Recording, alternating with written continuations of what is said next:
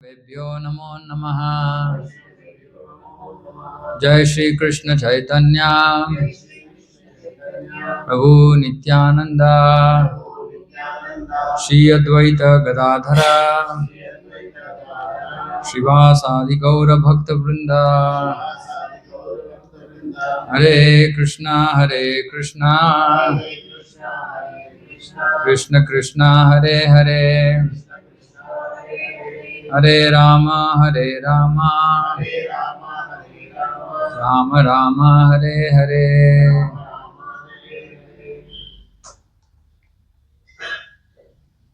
Hare Krishna. So we are reading from chapter 6. So we were discussing about the mind.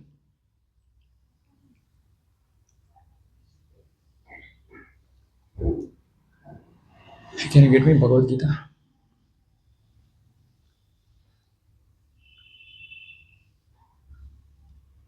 Chapter 6, verse 4 and 5.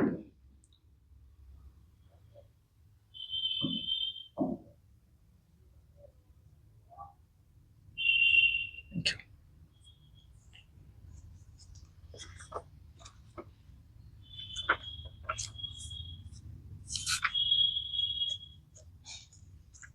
Yeah. No, actually 5 and 6. Yeah, 5 and 6. Okay, you can please repeat after me. Uddhared Atmanatmanam Natmanam Avasadayet Atmaivahi Atmano Bandhur Atmaiva Ripur Atmanaha. Okay, so you can try. Uddhared Atmanatmanam Natmanam Avasadayet Atmaiva Hyatmano Bandhur Atmaiva Ripuratmanaha. Translation. One must deliver himself with the help of his mind and not degrade himself. The mind is the friend of the conditioned soul and his enemy as well. So Prabhupada is saying one must deliver himself with the help of the mind. Deliver himself means that in whatever state we are, we have to make progress upwards. Krishna is saying here, and he should not degrade himself, meaning he should not bring himself down. So what is going to make us either go up or go down? Mind. That's what Krishna is saying here. So our mind can either help us, deliver us by making us either go up, elevate ourselves, or degrade ourselves. Mind can do both things. So Krishna is saying, mind is the friend of the conditioned soul and his enemy as well. Conditioned soul means those who are conditioned by the three modes of material nature. Conditioned means those who are under the influence of the three modes. They are called conditioned soul. So there are two types of souls. One is conditioned soul, the other is liberated soul. In Sanskrit it's called Nitya Baddha and Nitya Siddha. Nitya Baddha means conditioned, Nitya Siddha means liberated or perfected soul. So Krishna is saying, for the conditioned soul, mind can be friend as well as enemy. For the liberated soul, there is no question of the mind being enemy. Mind is turned, it's become friend. So we should understand how important this topic of mind is, because mind can destroy us or mind can elevate us. Okay, so Prabhupada will read the purport. So here, in the Sanskrit, we read it as Uddharet Atma, Atmanatmanam. So Prabhupada is saying, the word Atma, It can denote body, mind, and soul depending on the different circumstances. In the yoga system, the mind and the conditioned soul are especially important. Since the mind is the central point of yoga practice, Atma refers here to the mind. So, mind is the central point of yoga practice. Yoga Indriya Samyama. What is the meaning of yoga? Yoga means Indriya Samyama. Indriya means senses. Samyama means control. So, the mind is the chief of the senses. So, yoga means to control the mind. So there are two meanings for yoga. One meaning is to connect with the Lord. Now, we can connect with the Lord only if our mind is available to get connected. Where is our mind today? Our mind is absorbed materially. Our mind is absorbed materially. So, see, in our mind, especially those who are chanting, you will experience this, right? When you're chanting, what all comes to your mind during chanting? Those things which don't even come otherwise.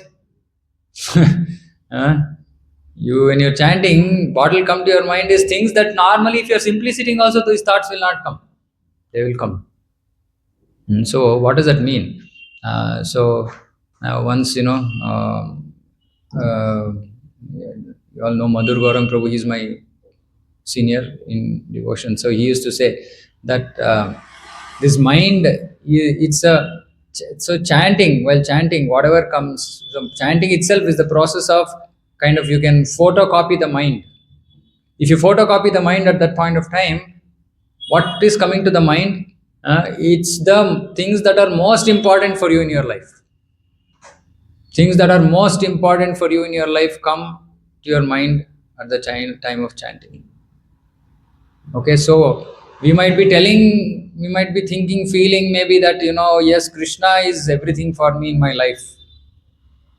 If Krishna is everything for me in my life, what should come during chanting? Krishna will come. So it's very, very difficult. That is why Krishna is saying that if the mind, in the next verse he says, for him who has conquered the mind is the best of friends. But one who has failed to do so, his mind will remain the greatest enemy. So the mind can be friend and enemy. Which mind is a friend? Controlled mind is the friend. When the mind is controlled, then it is a friend. When the mind is not controlled, it becomes our enemy. So here, the purpose of the yoga system is to control the mind and to draw it away from attachment of sense objects. This is the purpose of yoga. So when we chant Hare Krishna, the idea of chanting Hare Krishna, everybody knows that left to ourselves, our mind will just keep jumping from one material thing to another. So what is this practice of sadhana of chanting? Is to actually pull back the mind. That is what we need to do during chanting. But what we will do, we are also so happy with the topic that mind is dealing with. We'll also go along with the mind, which means that we don't bother to bring it back. Isn't it? So, which is why if we can actually nicely chant Hare Krishna Mahamantra, mind will automatically come under control. Because multiple reasons for this. One is, it is Maha Mantra. Mantra means man trayatedi mantra. Mantra is something which delivers the mind. By definition, mantra delivers the mind. Any mantra you take, meaning it will elevate you from whatever is your current level of consciousness. Any mantra you chant will elevate you. So this is mantrayate. So this is Maha Mantra. So Maha Mantra is so powerful that it very easily, when you say easily controls the mind. When I say easily, then you'll be saying, Prabhu, I've been chanting for so many months, years. No, easily, not happening. Easily means, otherwise without Mahamantra it would have taken us multiple lifetimes. With Mahamantra it will happen in few years. It won't happen in 1 or 2 years. It will happen in few years. In few years, you will be able to control your mind. So at least it'll be like, it's like there's a mind control measure. So initially it'll be 0% control, or then it'll be 5%, 10%. So as you keep on increasing your chanting, you come to 16 rounds and you're continuously chanting 16 rounds for few years. Automatically this will keep going on. 50% control, 60% control, 70% control, 80% control. Then you will come to a stage where you are like 90% control. Still there is 10% of mind to be controlled. That last bit of the control will happen. For that to happen, something else also has to happen. But all that, everything will happen by just the chanting process. What is that everything else? Something else that has to happen. That something else is our attraction to Krishna. Up to 80-90% we can control. Mind automatically becomes controlled by chanting Hare Krishna. But 100% control will come when we develop attachment to Krishna. Then mind doesn't want to go anywhere. Mind is, low class thought. That's not going to give me happiness. Mind also knows. Oh, no, Krishna, Radha Krishna only are going to give me happiness. So mind, because of knowledge, heard, is saying, no, this, I know I've been doing this for the last 30-40 years. The same thoughts are coming. It's of no use. It's not going to give me happiness. Then the mind will settle in Nama, saying, oh, now I don't want anything else. It takes time. That is why we have to do Shravanam. Every now and then we keep talking about Krishna, Krishna's qualities, Krishna's pastimes, so that we get attracted to Krishna. Doing Arati, doing, some service here, we should be looking at him and doing service. Right? And automatically then we'll become attracted by Krishna. And when we become attracted by Krishna, then mind doesn't go here and there. Mind is like tired. Actually, mind is tired. Today in this Rajoguna, Tamoguna, it's still fighting, going here, there. Then at some point of time in your life, you'll realize, why I am fighting so much? Just leave it. Just simply leave it. Krishna is called shelter. He's our shelter. He's like heavy rainfall.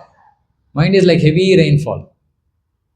Krishna is like that very, beautiful umbrella which protects us from that rain.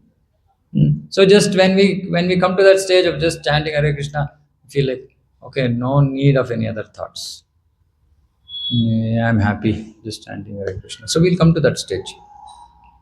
Right? And which is why this process of chanting is so powerful that it doesn't happen by any other yoga. By any other process of yoga, this will take lifetimes. Any other process of yoga. No, only by bhakti yoga, because the attraction to Krishna can develop only in bhakti. If suppose say you're doing dhyana yoga, you're doing asana, pranayama, but all this is mechanical. It's mechanical. There's no feeling. There's no feeling involved. Krishna says bhava samanvitaha in Bhagavad Gita. Buddha bhava samanvitaha. Bhava samanvita means it must be full of feeling. Yeah, and you can't develop some feeling if you're a clock, isn't it? If you're doing your chanting or if you're doing some yoga, dhyana, asana, pranayama, you're just doing like a clock because there is no person involved. There's no person there, right? And bhakti, when you're chanting Hare Krishna also there's a person. When you're offering garland to Krishna also there's a person. When you're singing also it's for Krishna. Everything is for a person, Krishna. And because Krishna is so attractive, all attractive, Krishna word itself means all attractive. So we automatically become attracted to Krishna. Once you become attracted to Krishna, then you're done. Then you don't have anything else. Then you don't have to worry about anything else. So the real question is, how do we develop that attraction to Krishna? Isn't it? Because if we somehow, my Guru Maharaj says that it is just fortune. It's just by fortune that one develops attraction to Krishna. Fortune means luck. What is that luck? And luck doesn't mean that, it'll just pour from somewhere. So the most powerful way, two powerful ways to develop attraction to Krishna is first to hear about Krishna. Rukmini wanted to marry Krishna. How did Rukmini develop the desire that she wanted to marry Krishna? By simply hearing. So she was seeing all great saintly persons are coming to her father's palace and glorifying Krishna. So simply heard. She said, wow, is there a person like this also? Well, then I want to marry him. That's all. So we have to hear, and the second most important thing is that we have to be in association of those devotees who have attraction to Krishna. Then we will also develop that attraction. That is why this sadhu sangha, association of devotees, is so important. And association of devotees doesn't mean just hi bye. That's not association. Association means talking, discussing, asking questions, right? And then we'll ask all these questions, saying that then we can go and ask somebody saying that, oh, do you have attraction to Krishna? How did you get attraction? Why do you get attracted? And we can hear then from the devotee saying, this happened, that happened, Krishna is like this, Krishna is like that. And we also feel, oh, wow. And you will ask saying, will Krishna also reciprocate like this in my life? And devotee will say yes. And you will feel encouraged, saying, okay, I can also develop attraction to Krishna. Right? So we have to hear about Krishna, we have to be in association with those devotees who have attraction to Krishna. Then we will automatically develop attraction to Krishna. Nothing else needs to be done. But without developing that attraction to Krishna, mind will just be wandering here, there, everywhere, not satisfied with anything. Why is the mind going from one topic to another? Because it's not satisfied with any topic. It's not satisfied with any one topic. Bhagavatam says that Atma, Prabhupada writes somewhere, Atma doesn't get happiness by simply planning. That's what we do, no? We keep planning. We plan for the rest of the day, we plan for the rest of the week, we can plan for the rest of the life, but that's not going to make us happy. Planning is not going to make us happy. Thinking about Krishna, remembering his qualities, taking his holy name, that's going to give us happiness. That's going to give us satisfaction for the soul. Right? So this is a very, very simple process, but what gets achieved is phenomenal, is something that we can't even dream of. Is this crazy, powerful mind. Arjuna is telling Krishna, saying, Krishna, I can't control the mind. You're talking about dhyana process. Forget it, I can't control the mind like this. I can control wind, Vayu. I can control Vayu, but I can't control the mind. Who is saying? Arjuna. See, just imagine if you have to be on the battlefield, how much control your mind should be. First thing is, you're not afraid of dying. Second thing is, you're firing. You're not worried, saying that, oh, what if that other person's missile hits me? That means your mind should be so fixed to be a Kshatriya on the battlefield. So he's somebody who has like real control over his mind because he was a great Kshatriya, but still he's saying, Krishna, not possible. I can't just control my mind. So which is why this attraction to Krishna is the secret. If you get attracted to Krishna, then it's easy. And that is why Bhakti Yoga is the most powerful process. Bhagavatam says that even other yoga processes cannot achieve perfection without a tinge of bhakti. Meaning they should have some bhakti in that process. Even if a dhyana process has to achieve perfection, there should be some bhakti. Even a jnana process has to achieve perfection, there should be some bhakti. So then what about directly bhakti yoga process? How powerful it is. So simply by doing this ABCD, association of devotees, Bhagavad Gita, Bhagavatam, chanting Hare Krishna, and puja and accepting Krishna Prasadam, we can develop attraction to Krishna. And then our mind will stop misbehaving. Our mind misbehaves. Misbehave means it will not listen to what we have to say. It will run behind things which are not required. It will not go behind things which are required. And suddenly people are moody. I used to have a lot of this before I came into Krishna consciousness. Suddenly mood. No, I'm not in a good mood now. What does that mean? What is you're not in a good mood means? That your mind is misbehaving. That's all. Nothing else. Nothing changed. You're just sitting there, some thought came to your mind which disturbed you, and now you are like, your mood is spoilt. Meaning that mind is so fragile that anything can just come and easily trouble us.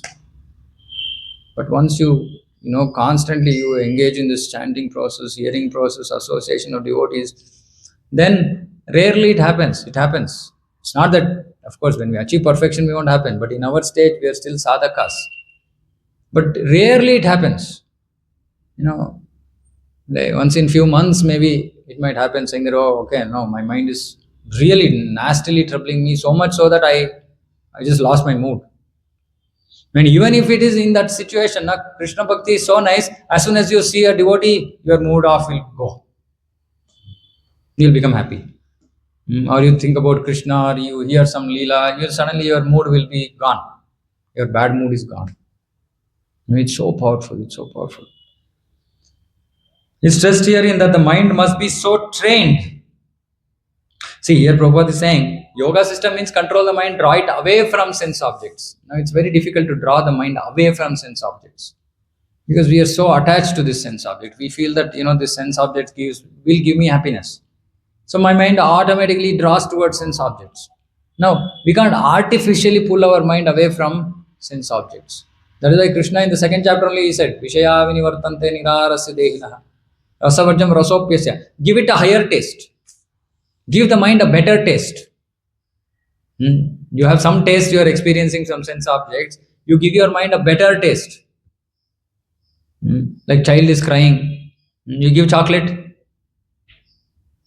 Somebody took away its toy. Child wants to play with toy. It's crying.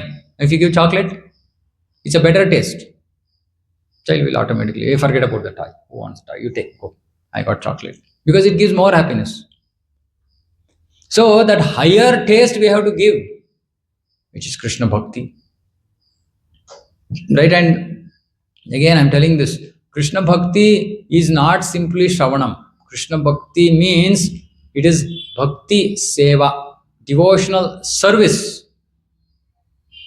So you have to do service to Krishna. So there are two types of service. One is called mental service, the other is physical service. Mental service is what we are doing now. Hearing about Krishna, chanting about Krishna, all this is mental service. We are not using the rest of the body, right? So that is one type of service. The other type of service is to do physical service. Both have to be there. Both have to be there. When both are there, your body is also happy, mind is also happy. Both are happy. Right? Then the mind will not go here and there. It is stressed herein that the mind must be so trained that it can deliver the conditioned soul from the mire of nescience. So it's about training. So what is Krishna consciousness? Mind training. Krishna consciousness trains the mind. It's very, very important. See, which is why if we take the process sincerely, then it just works. But what comes in the way of us accepting the process also properly? Mind only. Mind only comes in the middle and says, no, don't do this. It's not good for you. Aram says, sleep at home, 12 o'clock, Sunday afternoon. Why you want to come here? Because mind knows, now once you get into this, its importance is gone. Mind cannot play games with you after that. You will be in control. You are the Atma, you will be in control of your mind. So the mind is now distracting you. It's giving you some other things. Hey, no, you're not gone to their house so many days. Go. This time only you have to go. 11:30 only you have to go. Why? So that you can miss the class.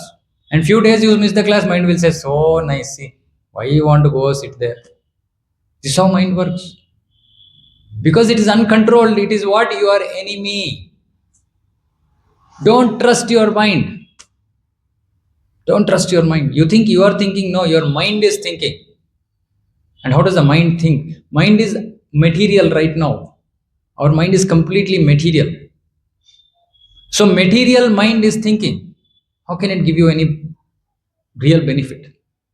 It's going to give you material things. It's going to bring you to material objects. It's going to talk about, this person spoke like this, that, but all this material mind. Material mind. When we engage in bhakti, the material mind becomes spiritual. Then it's not going to talk about all this nonsense, Then it will only think about Krishna and it will be happy. then it becomes your friend. But it has to be trained, and it's very tough. It's very, very tough. Because lifetimes after lifetimes, we have left that mind uncontrolled, like a bad, misbehaved child. You know? If you don't train that child from when it is small, can you change him when he become 20 years old? So difficult. You can try, maybe it can happen also, but it's so difficult. But if you train that child from 5 years old, right? That is why Prahlad Maharaj says, Kaumaram Acharit Pragno. He says, like, from when the child is 5 years old, actually you have to give the child Krishna consciousness, because then that is the process of mind control will start from then only. If you don't do it now, then later is going to be very difficult. Then only some very pious souls will then subsequently come into Krishna consciousness. But if you train children from the age of 5, even if their propensities are not pious, they can still come into Krishna consciousness, and they can, better their life. That is why we want to do this, children's program, going to schools. All this because at that age is the formative years. You have to hammer then. You have to give them the right values then. Then the children will not take wrong direction. Very, very important. Because after that, mind becomes so strong. Very difficult. In material existence, one is subjected to the influence of the mind and the senses. Yeah, we know this. We are subjected to the influence of mind and senses. In fact, the pure soul is entangled in the material world because the mind is involved in the false ego. So this is difficult to understand. This is a false ego means I am the body. That's false ego. Mind is involved with false ego means mind is doing everything to make the body comfortable. Mind thinks that that's its job. What is the job of the mind? Is to give a comfortable situation for the body. Isn't it? Isn't that what we are trying to do? Comfortable could be just mentally. For example, you buy this clothes, these type of clothes only. Why? Well, that's going to give you some happiness.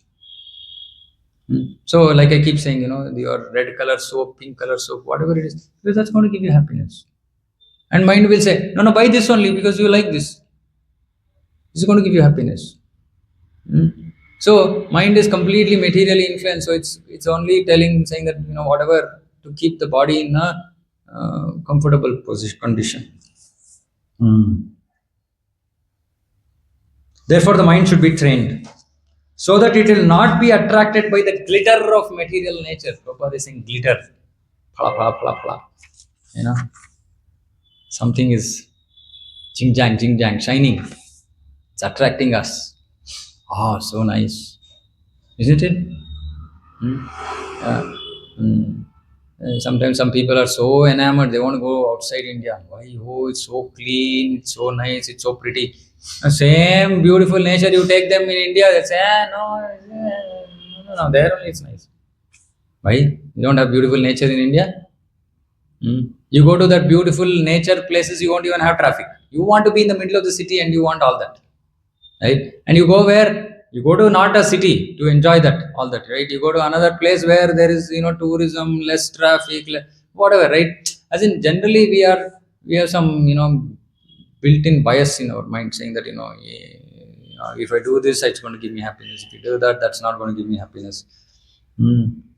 But if we don't stop being attracted by the glitter of this material world, oh, such big, nice buildings, big buildings in this country. Glitter of this material world, then in the conditioned soul cannot be saved. Cannot be saved means what? We again come back to this material world. Then we say, okay, no, this time I was born in India. Next time I'll be born in Dubai. Why? Because infrastructure is nice. Then you will be born in Dubai, then you say, no, this is not nice. I want to be born somewhere else. And this has been going on for lifetimes. We've been going from one position to another position, not satisfied, new position, not satisfied with that also, one more new position. It's been going on and on and on. All this is the mind's play. There's no reality. See, just think about this. It's very difficult to think, but you just feel bad. When you feel bad, Actually, what has happened? Suppose say somebody told you something, you feel bad. What happened actually? What has happened at that point of time? He's not hit you, he's not cheated you, he's not taken away your money, your job is intact, everything is fine. Just that somebody spoke something and you felt bad about that. What does this feeling bad means? It's just the mind. It's just the mind. And the mind is telling you, saying that no, no, no, what this person did is not good. So I become sad. You can just in a second get up. Saying that no, no, it's okay. It was supposed to happen. It was my karma phala. It happened. It's fine. Shastra is saying amanina manadena. Give respect even if somebody has not given you respect. In a second you can come back, provided you have control over your mind. Otherwise, mind will be going. Oh, see, I took so nice care of this person. How could this person say this to me? And everybody is involved. Mind is saying false ego. Everybody is in this self pity, situation. But if you are in control, then your mind will say, your atma will say, chup, simply nonsense, simply disturbance. Keep quiet. Nothing will happen. Nothing happened. Right? So, what might seem very easy, it's actually, it is very easy. But if your mind is not controlled, then it becomes very difficult. One should not degrade oneself by attraction to sense objects. This is the plight of modern civilization. Attraction to sense objects. iPhone, what is that? What is the latest iPhone? Huh? 17. iPhone 17. False ego 17. Huh? False ego phone 17.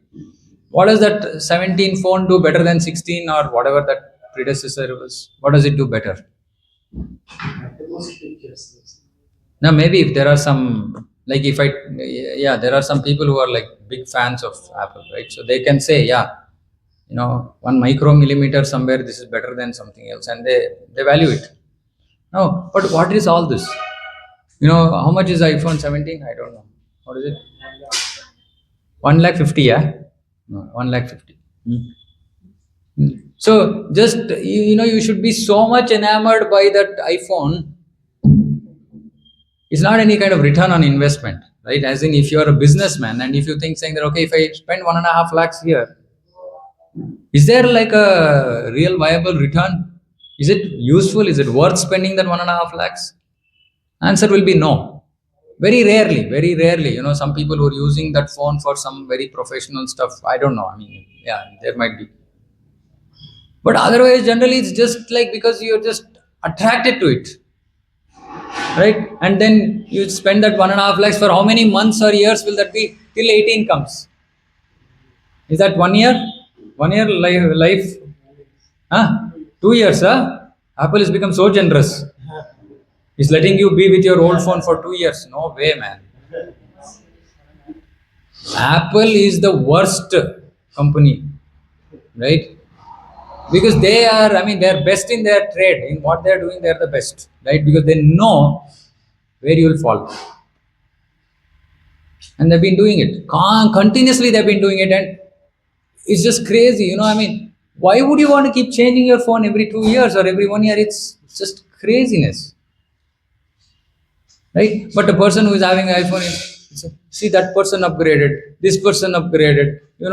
I am only sitting in what? One version older, not like some 10 generations old. One generation old phone, people can't deal with it. Peer pressure. Peer pressure. Amazing they've used, right? The power of mind. They've really captured it in the best possible way.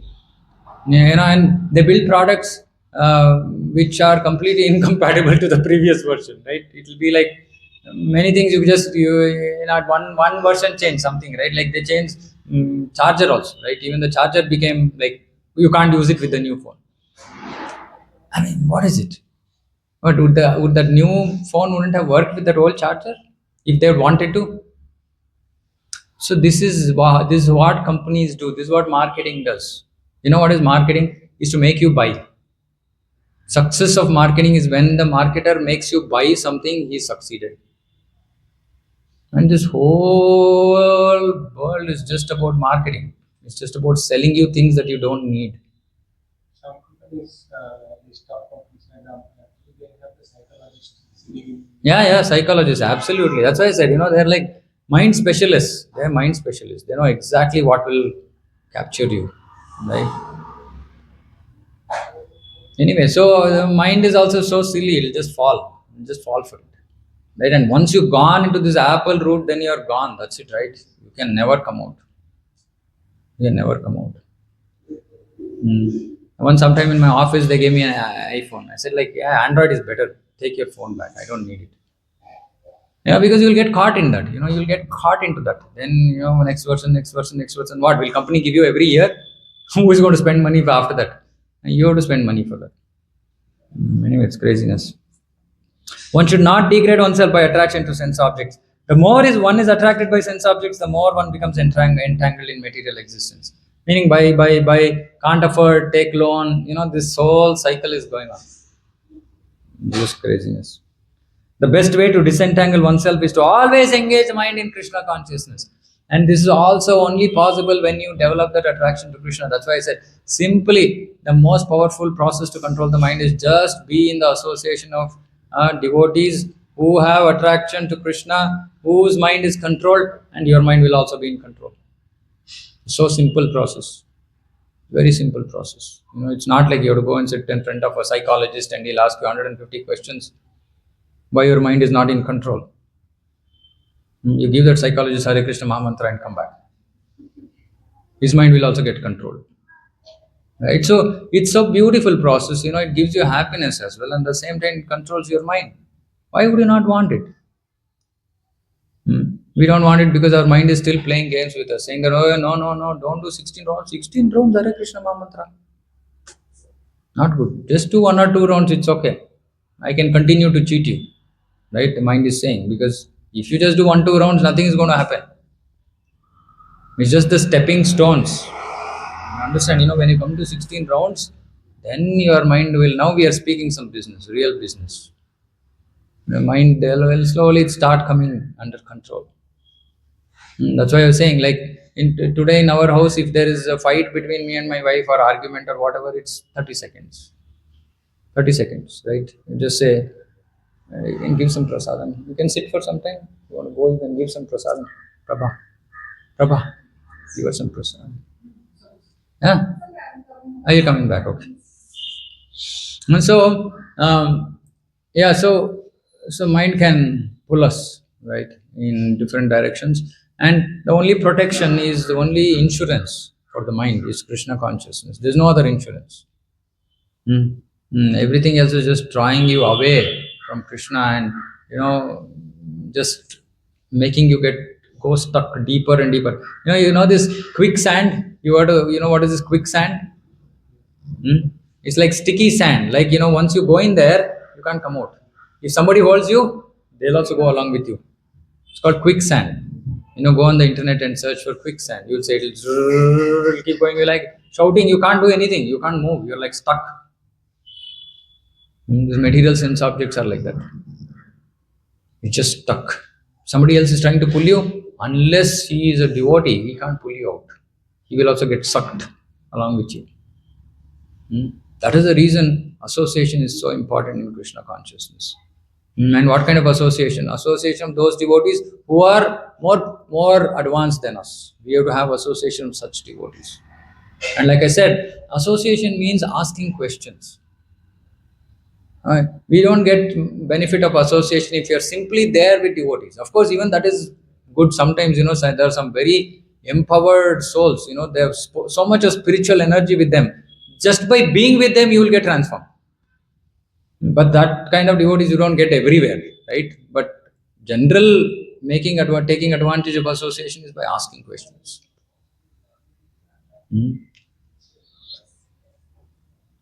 Yeah, one must do this. One must do this. Meaning, the only process to control the mind is Krishna consciousness. One has to engage in Krishna consciousness. Mana eva manushyanam karanam bandha mokshayoho Bandhaya Vishaya Sango Muktyai Nirvishayam Manaha. So from some Upanishad, Amrita Bindu Upanishad. Now it is saying, mind absorbed in sense objects is the cause of bondage, mind detached from sense objects is the cause of liberation. Simple. But we can't detach ourselves forcefully. That is why we need Krishna to attract us.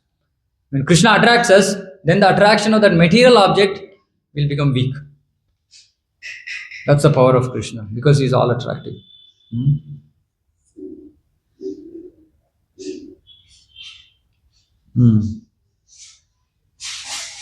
One who cannot control his mind lives always with the greatest enemy, and thus his life and its mission are spoiled. See here, very nice statement. The constitutional position of the living entity is to carry out the order of the superior. Constitutional position means natural position. Our natural position is to take orders from superiors. That's our natural position. Like, when we are young children, they take orders from parents. And, like that, superiors means those who are more well informed, etc., etc. We are supposed to take orders from them. That is our natural position. And today, what is the world is in what stage? Unnatural position, because nobody wants to take any orders from anybody. Everybody wants to give orders. Everybody thinks that they are right, isn't it? So it's an unnatural position we are in. Because we are in that unnatural position, we can't control the mind, we can't find happiness. That is the reason we have to accept spiritual authority. We accept material authorities, right? Say, suppose somebody wants to invest in whatever mutual funds or something. You'll find somebody who's an expert in that, right? And then you'll take guidance from those people. There's a superior in mutual fund investment or whatever market stock investment. He is superior to you. Similarly, if you want to achieve perfection of your life, human life, then you have to go to somebody who is superior than you in that path, meaning he's gone more ahead of you on that path. Take guidance from that person. Otherwise, we cannot achieve. If we think that I have intelligence to achieve, spiritual life is not so cheap. That our mundane intelligence cannot help us to go to Krishna. It requires guidance. Therefore, the constitutional, as long as one's mind remains an unconquered enemy, one has to serve the dictations of lust, anger, greed, etc. Mind is going to remain a servant of somebody. Either the mind will remain servant of greed, lust, hatred, etc., or mind can be the servant of a superior spiritual authority. Right? Mind is going to be a servant. He is a servant. If it becomes servant of material things, then you're gone. If it becomes servant of superior spiritual things, then you are liberated. But when the mind is conquered, one voluntarily agrees to abide by the dictation of Krishna. When the mind is conquered.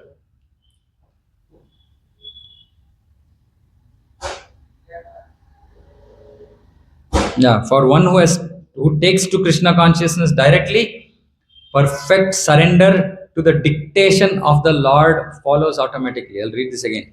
Perfect surrender to the dictation of the Lord happens automatically. Meaning, we have to surrender to some authority. When we come to Krishna consciousness, then we automatically take orders from Krishna through Bhagavad Gita, through other superiors. So the mind will become controlled automatically. See that, which is why one of the things that is advised is, when we serve in the Krishna consciousness movement, in the association of devotees, generally when we are by ourselves, we'll say, I am right. Right? If suppose if there is a relationship, normally one person will have the upper hand in the relationship, right? So only two people, then you can always say, okay, whatever I say you have to do. No, because maybe you are in that natural position of being a superior at home or with your colleagues, whatever, right? Now, when you come here, the superiority is not, now superiority changes. You might have to become inferior to somebody else. You will be possibly inferior to somebody else, which means that now you have to accept an authority. That is very difficult. It's very difficult to accept authority. We don't want to surrender to anybody. We say, I am the boss. Which is why Krishna consciousness that kills our that pride, ahankara, the pride of I am somebody. It will go. Because when you come here, automatically here, as soon as you come inside a temple, there is authorities. You have to abide by the authorities. If you don't want to accept authorities, then you can't serve in the temple. You can't just say, no, irrespective of what, somebody is superior to me, but I will not care for what he says. I'm going to do whatever I want. We can't make progress. So automatically mind will come under control. As soon as we come inside, he'll say, yes, okay, I know. Now I am not the boss. Somebody else is the boss. Right? And we will hear. And that boss also has to remember saying that is somebody else who is his boss. And so on till Krishna. If the boss is thinking, no, I am the boss, then gone. Right? So that's the beauty of Krishna consciousness, saying that if you want to go to Krishna, Krishna wants to see you accept instructions from an authority. Which is when he's going to allow you to come near him. And which means that automatically mind control. So it's that's why, if when we keep peeling the secrets of Krishna consciousness, it becomes very easy to understand. But even without understanding, if you simply follow the process, it works. It's so powerful. You take a medicine, do you know how the medicine works? No. You just simply take the medicine, it works. Krishna consciousness is like that. You don't really need to know. But when you start to understand how it works, you will appreciate it better. You will appreciate every aspect of Krishna consciousness better. One thing is to just say, okay, take orders from superior. Another thing is to say, if I don't take orders from superior, my mind will not come under control. Now you got a reason why you have to take orders from the superior. So then you will appreciate it more and then say, yes, okay, now willingly I'm going to take order. Otherwise you'll take grudgingly. Right? So people who are very intelligent, brainy thinkers, you have to get reasons. Take those reasons and then go deeper into Krishna consciousness. Then there are others who are very simple souls. They don't have almost so much intelligence and all, but they will simply accept. Sincere, they come to the right place, they will accept, they will make progress. Okay, so mind has to be controlled. That is the sum and substance of today's discussion. And the easiest and the fastest and the best way of mind control is to be in touch with Krishna. Okay, let's stop here. If there are any questions.